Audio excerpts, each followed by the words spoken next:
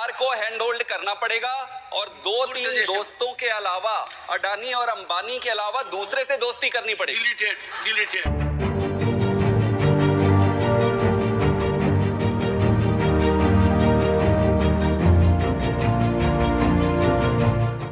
पाठक। धन्यवाद chairman sir. Sir, Bharat के जो सोलर मिशन है और ओवरऑल रिन्यूएबल एनर्जी के जो मिशन है, प्रोग्राम इम्प्लीमेंटेशन है, इसमें जो विजन है उसको देखकर मुझे और मेरे जैसे अनगिनत लोगों को जो इस पर बहुत विश्वास करते हैं, बहुत दुख होता है और बहुत डिमोटिवेटिंग सा फील आता है। मैं इसका कारण आपको बताता हूँ। ऑनरेबल चेयर सर, हमारे देश के पास रिन्यूएबल एनर्जी के सेक्टर में इतनी संभावनाएं हैं, संभवतः इस पूरे विश्व में किसी भी और देश के पास वो संभावनाएं ना हो। अगर मैं सोलर अकेले की बात करूं तो हमारे देश में 300 ऐसे दिन हैं जो सनी है, सूरज की किरण वहां पर पड़ती है। जिस देश में 300 सनी डेज यू हैव, आप अपने सारी एनर्जी की जो आवश्यकताएं हैं वो सिर्फ सोलर से पूरा कर सकते हैं। फिर कहां गड़बड़ी हो रही है, कहां दिक्कत हो रही है, ये समझने की बात है। ऑनरेबल चेयर सर, हमारे देश की बात शुरू करने से पहले एक बारी मैं चाइना को बीच में लाना चाहता हूं, क्योंकि चाइना आज वो देश है जिसने जीरो से हीरो तक का सफर लगभग 10 से 15 सालों में सफर किया है। ऑनरेबल चेयर सर, आप देखिए कि चाइना का मोटिवेशन क्या है सोलर मिशन या रिन्यूएबल एनर्जी में। चाइना का मोटिवेशन है ग्रोथ, चाइना का मोटिवेशन है जॉब क्रिएशन। इंडिया का क्या मोटिवेशन है? इंडिया का मोटिवेशन है कि CO2 के जो एमिशन है उसको कम करना। इंडिया का विजन क्या है? इंडिया का विजन ये है कि हमारे प्रधानमंत्री जी इंटरनेशनल प्रेशर में आके कमिटमेंट देके, ये विजन में अंतर जो है ऑनरेबल चेयर सर, यही आपके ग्रोथ के ट्रेजेक्टरी को डिफाइन करता है। जब तक आपको बिलीव नहीं होगा कि सोलर एनर्जी और रिन्यूएबल एनर्जी से कुछ होना है और फ्यूचर ये है, तब तक आप कुछ बड़ा नहीं कर सकते। जब तक आपके सीने में जलन नहीं होगी कि इसको इंप्लीमेंट करना है, एनर्जी में आपको सर्व सक्षम बनना है और पूरे विश्व को लीड करना है, तब तक ये होने वाला नहीं है। ऑनरेबल चेयर सर, आप देखिए, भारत ने, हमारे देश ने 2022 तक 100 गीगावाट का टारगेट रखा था जो हम मिस कर गए। हमने 2030 तक 500 गीगावाट का टारगेट रखा है, मतलब 50% लगभग हमारी पूरी ऊर्जा की आवश्यकता रिन्यूएबल एनर्जी से आनी है। अब आज जिस स्थिति में खड़े हैं, वहां से वहां तक पहुंचने के लिए लगभग इसका 70% हमको अचीव करना पड़ेगा। कैसे करेंगे? कहां से होगा? क्या हमारी पॉलिसीज सही है? क्या हमारे पास उतनी फाइनेंशियल स्टेबिलिटी है? क्या हमारे पास विजन है? क्या स्टेट गवर्नमेंट्स के साथ आपके कोऑपरेशंस है? ओवरऑल आप कैसे एग्जीक्यूट कर रहे हो? आप अपने सारे प्रोग्राम्स को उठाकर देख लीजिए। मैं पूरी संजीदगी के साथ कहना चाहता हूं, एक एक प्रोग्राम्स जो आपने पहले शुरू किया है, नाम याद नहीं रहता क्योंकि हर दिन स्लोगन चेंज हो जाता है, इसलिए मैं सिर्फ, आप सारे प्रोग्राम्स उठाकर देख लीजिए, सारे प्रोग्राम्स फेल हो रहे हैं। ऑनरेबल चेयर सर, सबसे पहले मैं पॉलिसी को लूंगा। पॉलिसी में अगर देखेंगे 3 महत्वपूर्ण चीजें निकल कर आती, बहुत गंभीर विषय है, ध्यान दीजिएगा। Lack of clarity in vision, delayed entry and inconsistent policies.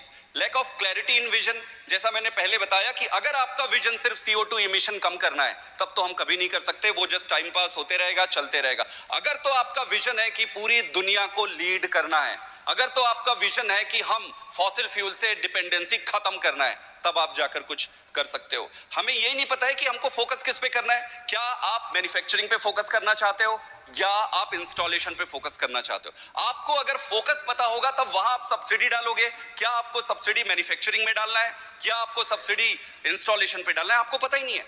आपके इनकंसिस्टेंट पॉलिसीज कॉस्ट कर रहे हैं पूरे सेक्टर को। पिछले एक थोड़े समय पहले आपने इंपोर्ट ड्यूटी बढ़ा दी, आपको लगा कि इंपोर्ट ड्यूटी बढ़ाएंगे मैन्युफैक्चरिंग बढ़ जाएगी। आपको पता ही नहीं है कि आप मैन्युफैक्चर करने के सिचुएशन पे नहीं हो, आपने फिर वापस 1 साल बाद उसको घटा दिया। तो ऐसे पॉलिसी डिसीजन 1 साल में फ्लक्चुएट हो रहे हैं। कोई व्यक्ति अब नया प्रोजेक्ट बनाता है, नया प्रोजेक्ट को मटीरियलाइज होने में ही 2 साल लगते हैं। एक प्रोजेक्ट 2 साल में मटीरियलाइज हो रहा है, रियलाइज हो रहा है, और आप 1 साल में अपने नियम बदल दे रहे हैं। ये इंस्टेबिलिटी, इनकंसिस्टेंसी आपको कहीं लेकर नहीं जाएगी। आप एक चीज और देखिए ऑनरेबल चेयर सर, एक उदाहरण देता हूं मैं, मेरे पास समय कम है, आपसे चाहूंगा कि थोड़ा और मुझे एक्स्ट्रा दे दीजिएगा। यूरोप और अमेरिका में देखिए, यूरोप और अमेरिका ने अपना सारा पैसा यूरोप और अमेरिका ने अपना सारा पैसा इंस्टॉलेशन पे लगाया, उन्होंने सब्सिडी पे सब्सिडी सब्सिडी पे सब्सिडी यूरोप में दिया। चाइना ने क्या किया? चाइना ने अपना सारा पैसा मैन्युफैक्चरिंग में लगाया। ऑनरेबल सर, चाइना ने मैन्युफैक्चरिंग में लगाया, यूरोप और अमेरिका ने इंस्टॉलेशन पे लगाया। चाइना का सारा माल यूएस में लगता गया, यूरोप के और अमेरिका के सारे इंडस्ट्रीज कंपनीज बैंकरप्ट हो गए और चाइना ने अपने ग्रोथ मल्टीपल ऑर्डर कर लिए, जॉब्स क्रिएट कर लिए। तो इस तरीके से आपका विजन बहुत क्लियर होना चाहिए। जैसे इंडिया की बात मैं करूं, छोटी सी चीज है कि इंडिया में आपको किस पे सब्सिडी देना है? क्या आपको मालूम है कि किस पे सब्सिडी देना है? क्या आपको पूरे पैनल को इंपोर्ट करना है या सिर्फ सिलिकॉन? सिर्फ honourable chair sir, silicon wafer जो है वो हम नहीं बना सकते, उसमें पीछे। उसके अलावा बाकी सारी चीजें हम कर सकते हैं। तो हमें करना ये चाहिए कि जो चीज हम कर सकते हैं उस पे आप इंपोर्ट ड्यूटी लगाइए, ज्यादा लगाइए, ताकि वो डिस्करेज हो, अपनी कंट्री में ग्रोथ हो। और जिसको आज हम नहीं कर सकते हैं उस पे माथा फोड़ी करने के बजाय लॉन्ग टर्म का विजन बनाइए मैन्युफैक्चरिंग का। इंपोर्ट ड्यूटी में जो सिलिकॉन वेफर का है उसको रिड्यूस करिए। तो आपको पता होना चाहिए कि आपका स्ट्रेंथ कहां है और कहां पर आप अपने आपके सब्सिडीज को लगाना है। अगर इनकंसिस्टेंट पॉलिसीज रहे तो ये इन्वेस्टर को डिस्करेज करते हैं, डेवलपर को डिस्करेज करते हैं, कंज्यूमर को भी डिस्करेज करते हैं। ऑनरेबल चेयर सर, फिनांसिंग एक बहुत इंपॉर्टेंट चीज है। इसमें लगभग अगर आपको अपना टारगेट अचीव करना है तो आपको 300 बिलियन यूएसडी की जरूरत पड़ेगी। हम आज कितना कर पा रहे हैं? 75 billion USD, 3 times more we need. Where will the money come from? Where will the money come from? Money will come from the public participation. What can we do for that? There are several things that the different parts of the world have already activated and they have achieved great success in it, like green deposits, green bonds. सरकार अगर bank loan देती है किसी company को, payment को वहां तक पहुंचने में इतना डिले है कि मार्केट फ्लक्चुएट हो जाता है। आपके प्रोजेक्ट्स इतने delay, project delays honourable chair sir in this country is the biggest challenge for any industry to grow. आप बैंकरप्सी एक केसेस है बहुत सारे आपके, तो इस सेक्टर में जो आते हैं क्योंकि न्यू एंट्री है, नई टेक्नोलॉजी बेस्ड है, बैंकरप्ट हो जाते हैं। आपको हैंड होल्डिंग करनी पड़ेगी। Do we have a plan? Do we have a concise comprehensive plan? We do not have plan. Honourable chair sir, आप एक एग्जांपल ले लीजिए, डिस्कॉम। अगर आप डिस्कॉम्स को और आपके डिस्ट्रीब्यूशन चैनल को स्ट्रेंथन नहीं किए, no matter how good policy you make, we are not going to succeed. Discoms में दिक्कत क्या है? डिस्कॉम्स में आज इस पूरे देश में, पूरी संजीदगी के साथ कह रहा हूं मैं, कि पूरे देश में लगभग सभी डिस्ट्रीब्यूटिंग कंपनीज जो लॉसेस में चल रहे हैं, क्योंकि उन्होंने टेक्नोलॉजी इंप्रूवाइज नहीं किया, टेक्नोलॉजी में इंप्रूव नहीं किया, पैसे टेक्नोलॉजी पे नहीं डाले। अब सरकार को उनके टेक्नोलॉजी इंप्रूव करने में भी ध्यान देना पड़ेगा, उनको वहां सब्सिडाइज करना पड़ेगा, वहां इंसेंटिवाइज करना पड़ेगा। उनके जितने ड्यूज हैं, कई डिस्कॉम कंपनीज कहते हैं कि भाई मेरी उधारी पड़ी है सरकार के पास, मेरा उधारी दोगे तब तो टेक्नोलॉजी। तो ये छोटी छोटी तो डिस्कॉम को अपने को रेगुलराइज करना पड़ेगा। स्किल्ड वर्कफोर्स योर ऑनर, आप proliferation of low quality services is going to be a bigger challenge. जो हम सोलर पैनल लगाने वाले हैं, आपके पास अगर स्किल्ड वर्कफोर्स नहीं है तो मेंटेनेंस टेक्नोलॉजी तो आपने लगा दिया। जैसे आप मोबाइल खरीद लेते हो, मोबाइल सस्ते में मिलती है, आप खरीद लेते हो, खराब हो जाता है तो जाके बनवा लेते हो। सोलर पैनल लगा दिए, 10 दिन में खराब हो जाएगा, कहां जाओगे आप? आपके पास स्किल्ड वर्कफोर्स नहीं है, थोड़े दिन में वो डिस्कार्ड कर देगा, आपके कागज में सारी चीजें रह जाएगी। You need skilled workforce, for that you need to have a separate plan. Now let us talk about the consumer.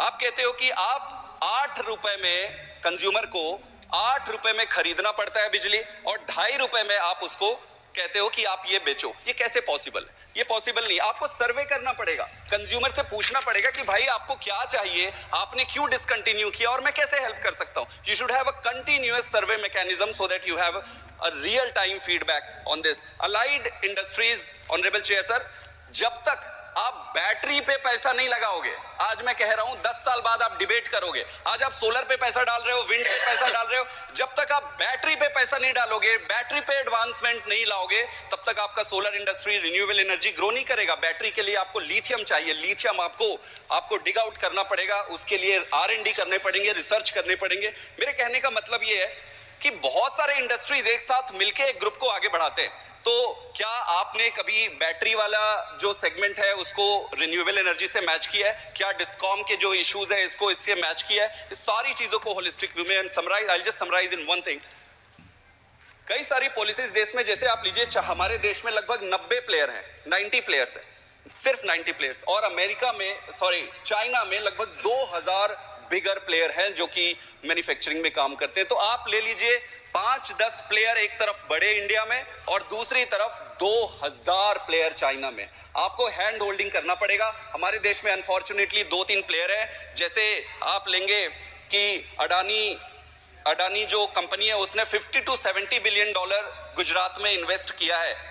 उनके अलावा कोई दूसरे है नहीं इस फील्ड में। आप कैसे चलाओगे? तो आप एक इंडस्ट्री के भरोसे रहकर इस पूरे सेगमेंट की भारत की ट्रेजेक्टरी आप नहीं कर सकते। वैसे ही कॉपर के प्यूरिफिकेशन में आप देखिए कि गुजरात के कच्छ में अगेन 1.2 बिलियन डॉलर का इन्वेस्टमेंट अडानी ने किया है और सिर्फ दूसरे कोई प्लेयर नहीं है। We need to have players, we need to have many players. I would request Honorable Chair Sir, through you to the government, that please increase the horizon of your friends. Make 100 billion people your friends. Make the entire country your friends. And therefore, Honorable Chair Sir, the policy paralysis, policy delay, late entry, all these things put together is making tough task for the government. I still wish the government luck, and we are all here to support the government, provided it is on the right direction. Thank you very much. But any suggestions? One second. Any suggestions why there are not more players? Monopoly rights है कईयों को। In this field? In this field. It's very interesting. You have made a point, and a very important point. Yeah. Why are there not more players? I'll tell you, sir. I'll tell you. There are two things, sir. Well, you may not like what I'm going to say, but some friends. Say what is likable. Some friends may. No. Say something which is likable. Okay.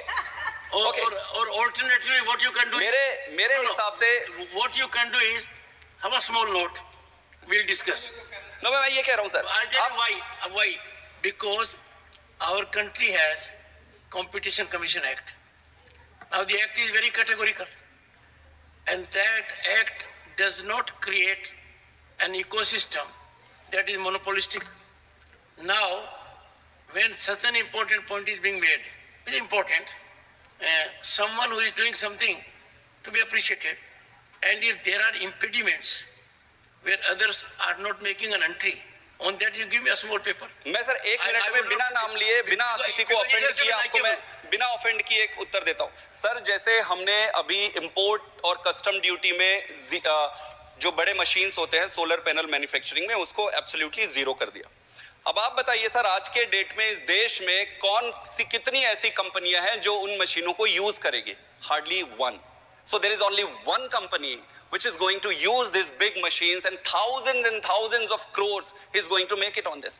So what government can do? Government will have to bring new player. I have a positive mind, Mr. Pathak, and give a note to me also. What is coming in the way of any player getting into it? Yes, that's where the government will have to. We have a very सरकार को hand hold करना पड़ेगा, और 2-3 दोस्तों के अलावा, अडानी और अंबानी के अलावा दूसरे से दोस्ती करनी पड़ेगी। Deleted. Thank you. There has always been a demand, those who are not members of the house. Thank you. Of course, my ruling is already there.